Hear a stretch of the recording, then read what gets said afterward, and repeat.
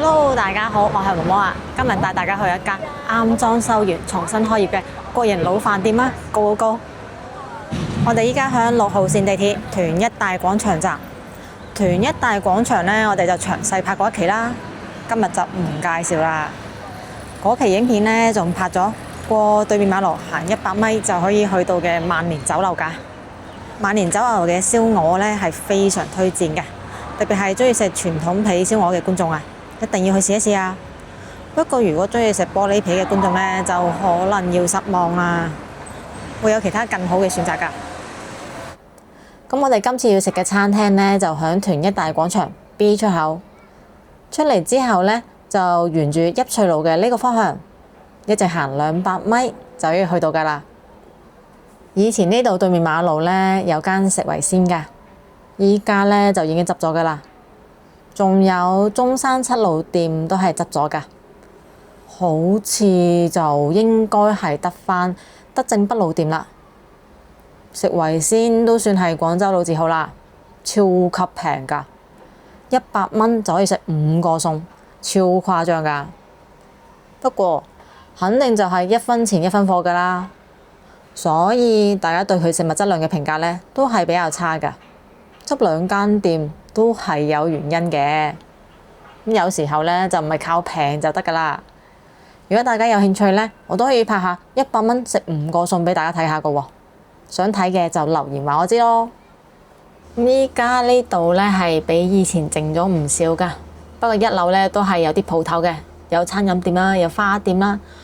對面嘅呢間豬腰世家幾出名下㗎，佢係豬腰水，好受附近街坊歡迎㗎，價格唔貴。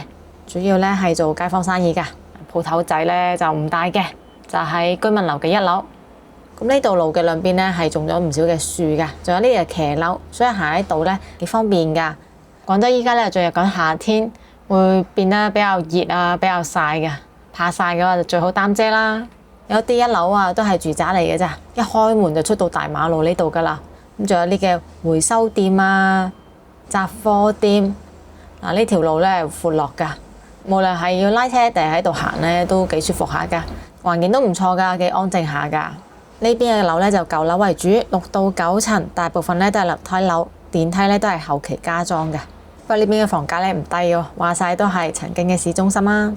咁我哋呢就差唔多行完咗呢條邑翠路㗎啦，行到嚟呢個十字路口，我哋呢就過對面馬路，過完馬路之後呢，就會見到我哋要食嘅餐廳㗎啦。就係呢間啦，惠愛飯店。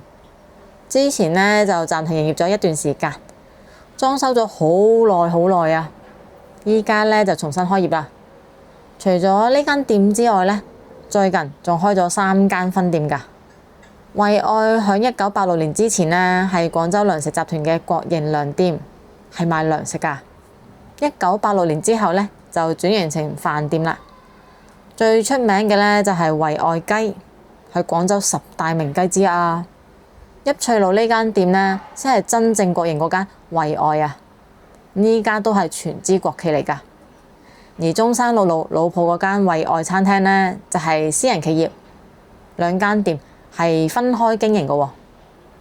中山6路嘅惠愛餐廳，我哋就詳細拍過一期啦，有興趣嘅可以睇下呢期影片喎。咁我哋今日呢，就嚟拍下俾大家睇2間惠愛究竟邊間好食啲啊！嗱，佢嘅廚房呢喺呢度㗎，睇得到。咁裝修得呢，就咁睇外邊係比較靚、比較豪華嘅。呢個呢，就係佢門口啦，裝修完之後呢，係真係幾靚下嘅。咁依家呢，就到咗飯市㗎啦，咁我哋就入去攞位食飯啦。行嘅呢係新中式嘅風格啊。咁分咗幾個區域嘅。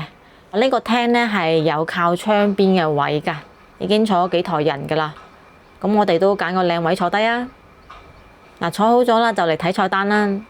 首先睇睇呢度嘅茶位費，大廳茶位費呢係7蚊雞一位嘅。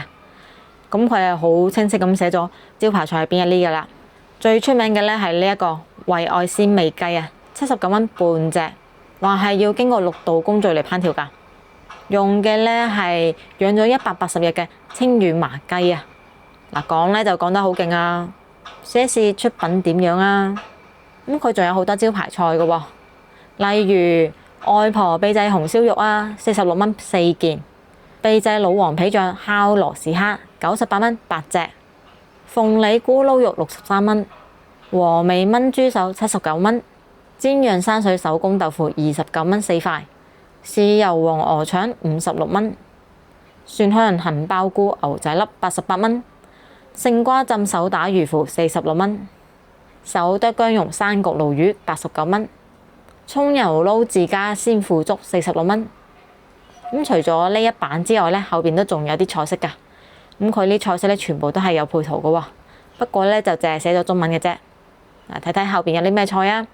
開胃前菜，價格呢就由19蚊到36蚊。一啲嘅三晚海鮮，全部都標咗價格㗎啦。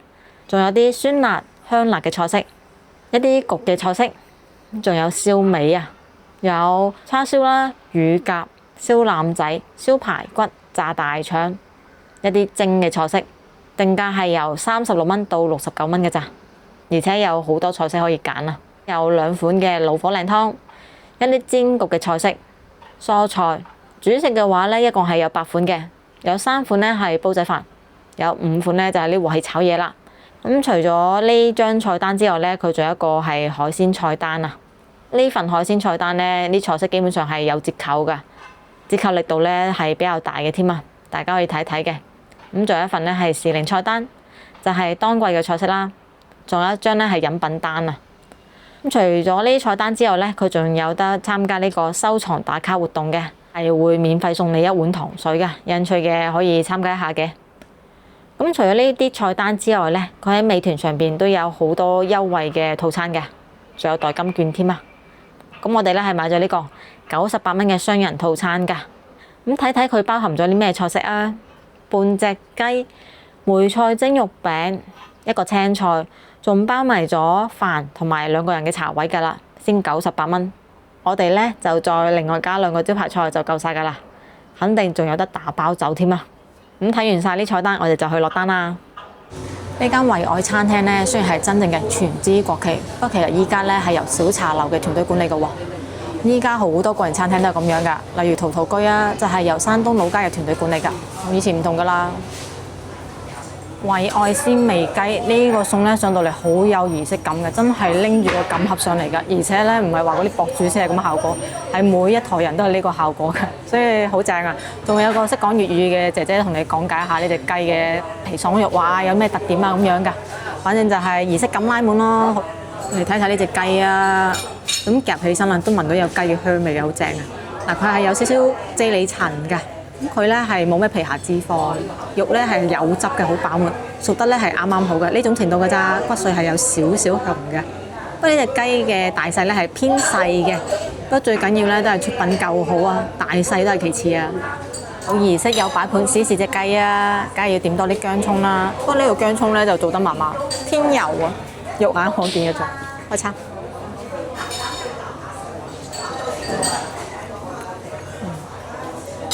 皮爽肉滑，有雞味，但係雞味之中咧仲有啲咁多多嘅血腥味。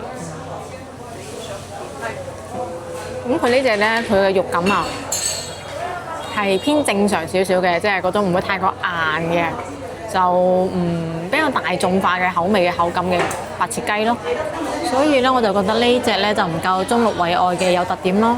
佢只不過係皮爽肉滑有雞味，普通水準，冇咩出色嘅地方，亦都冇咩問題嘅地方。但係中六惠愛嗰隻咧，佢雖然肉質係偏硬嘅，但係個雞味真係好濃郁、好香。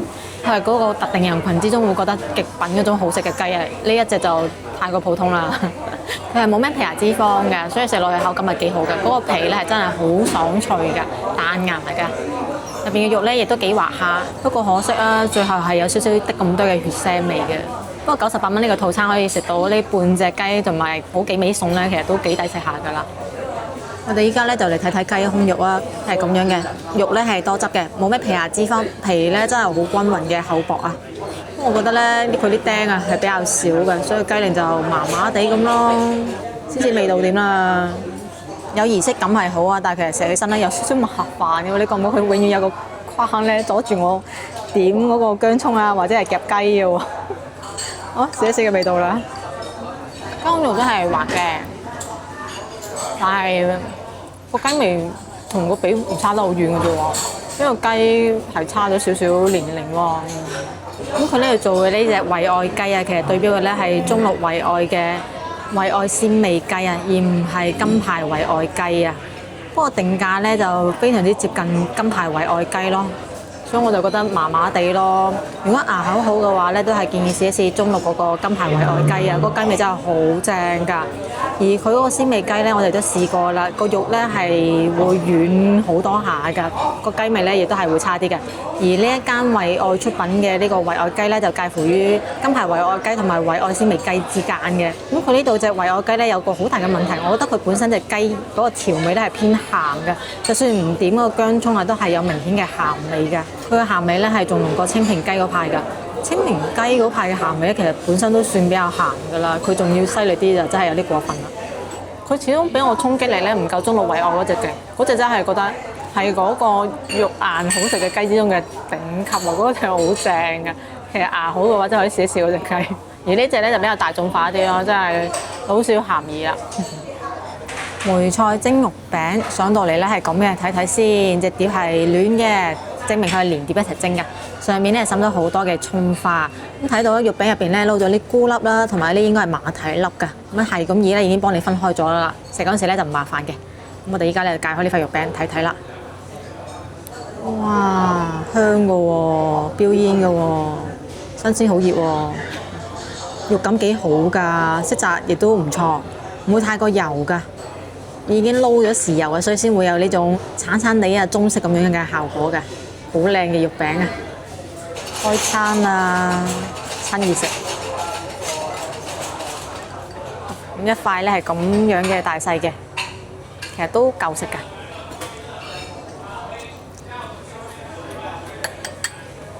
佢馬蹄好多啊，食落去第一啖口感已經好爽㗎。肉好滑咯，不過差少少肉香味，同埋個豉油落得有啲重手偏鹹。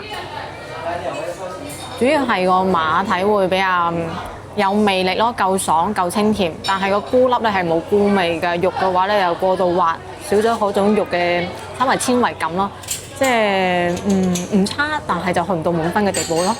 咁佢咧呢個套餐係包埋飯嘅，其實肉餅咧係好啱撈飯食嘅，但我哋先試咗個飯先啦。好熱啊！啱蒸熟新鮮嘅飯。有米香味喎，口感幾好喎，彈牙喎，飯唔差喎，真係大酒樓嗰種飯咯，唔係普通嗰啲好 hea 嗰啲嘢咯。一啖飯加塊肉餅真係正，而家咁樣一齊食就正啦。嗰個肉感會覺得比較明顯一啲㗎，因為個飯咧可以索咗佢啲汁啊，個鹹味咧亦都會變得啱啱好嘅，就好家常嗰種蒸肉餅好食㗎咯。落嘅料咧係好多嘅，你睇睇真係肉眼可見嘅非常之多嘅馬蹄啊！咁啲馬蹄咧真係好新鮮、好爽、好脆，而且唔韌啊，口感好好啊，味道係好清甜㗎，我好中意啊！個菇咧其實都幾多下㗎，但係可能切得比較細啦，所以個口感唔算好明顯啊！呢個餸咧其實全名係叫做梅菜蒸肉餅，味道方面咧雖然冇咩大問題，但係其實梅菜咧根本上係感受唔到㗎喎。幾乎連睇都睇唔到，揾都揾唔到啊！佢嘅鹹味咧，主要係嚟自於嗰個豉油㗎，而唔係呢個梅菜咯。個梅菜真係冇咩存在感啊，有啲名不副實。呢個餸都有好大嘅進步空間啊！上湯浸時蔬，擺咗幾多配料㗎？有肉粒啦、紅蘿蔔啦、一啲菇粒啦，同埋有啲蒜頭啦。咁菜咧俾嘅係呢啲油麥菜啊。湯色嘅話咧就普通菜湯嘅顏色咯，白白地咁樣嘅，都標煙新鮮整出嚟嘅，試一試個味道啦。跟住上湯浸嘅，梗係浸翻佢落啲水度先啦，試埋個湯嘅味道啊嘛。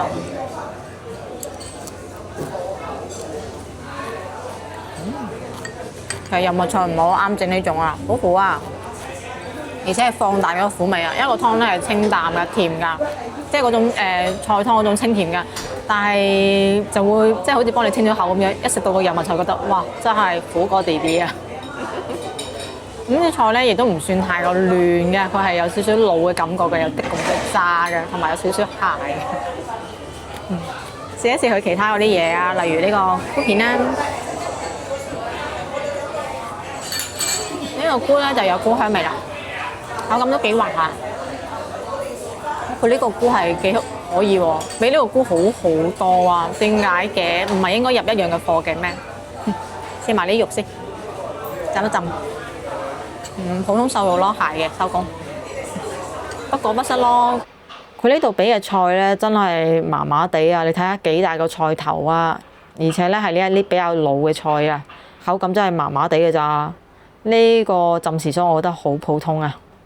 嗱，98蚊咧係可以食到呢3個餸，再加埋碗白飯㗎啦。大家覺得抵唔抵食咧？份量咧係絕對夠2個人食飽㗎。性價比嚟講，呢間係冇問題嘅。味道嘅話，暫時係覺得不過不失。試埋佢2個招牌菜睇點樣？甜薄餐36蚊半打。呢個碟咧就夠晒大啦，但係擺盤咧就唔係好睇咯，個樣就真係麻麻地。俾大家睇睇呢個甜薄餐啦，嗱，包得係比較紮實嘅，隨便夾起身咧係唔會散嘅。外邊咧係煎過㗎，入邊睇起身咧就比較軟糯嘅，有好多嘅餡料㗎，椰絲啦、花生碎啦、芝麻啦，都幾大嚿㗎。聞上去個香味咧就唔係好吸引，有陣好奇怪嘅油味啊！一嚿都幾有份量㗎嗱。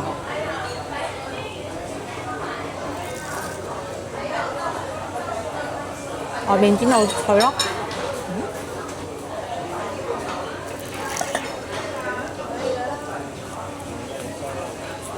脆之後咧，下邊嗰層都夠煙韌嘅，但係入邊啲料唔係好香，仲有少少漢過龍嗰種燶味添。佢呢個甜薄餐咧最好嘅地方咧係佢烘得夠時間啦，外邊嗰層真係好脆㗎。仲有咧就係佢包嘅餡料係好多㗎，不過成個調味同埋口感咧就唔算好完美咯。下邊煙韌嗰層咧太過油啦，入邊嘅餡料咧同平時食嘅甜薄餐有啲唔同啊。佢係俾咗好多好多嘅花生粉啊，食落去咧會有少少近頸嘅感覺添，而且咧嗰個花生冇香味㗎，就係一堆粉咁嘅質感咯。咁佢係落咗好少好少嘅砂糖㗎啫，所以食落去呢份甜薄餐咧係冇明顯嘅甜味㗎。雖然就唔會甜親人，但係我覺得咧就有啲唔係好符合甜薄餐嘅定位咯，連甜味都冇，仲做咩甜薄餐咧？拋開呢個味道嚟講，佢係好食過中六嗰個甜薄餐嘅，但係有好大嘅進步空間咯。煎釀山水豆腐29蚊有4塊㗎啦，咁係真係熱辣辣，好滾咁樣上到嚟嘅。睇睇呢個豆腐啊，上面咧係滲咗啲葱花嘅，而鋪底咧係有好多嘅黃豆㗎，有個醬汁喺度嘅，煎得比較透嘅，金黃色㗎啦。係釀咗啲肉喺度嘅，個肉咧係同個豆腐一齊煎過，所以咧就會有少少燶邊咁樣嘅。呢個咧就賣相幾靚啦，而且聞嘅味道咧係比較吸引嘅。咁啊睇夠咗就開餐試一試啦。好大嚿豆腐啊，咁有少少軟啊，所以就好難夾起晒成嚿啊。我直接先試咗個豆腐先啦，太軟啦個豆腐，一細塊，好軟。個豆腐唔錯喎，好嫩好滑㗎，一啲氣孔都冇嘅，豆香味濃啊！咁我外邊煎過，所以外邊咧係會有少少韌嘅，偏韌嗰種，但係一咬咧就會開㗎啦，唔係要拉扯嗰種嚟嘅，有少少脆咁樣幾過癮㗎。試完咗豆腐之後，試埋佢肉啊！好熱啊！成煲上嚟真係飆晒煙，好熱啊！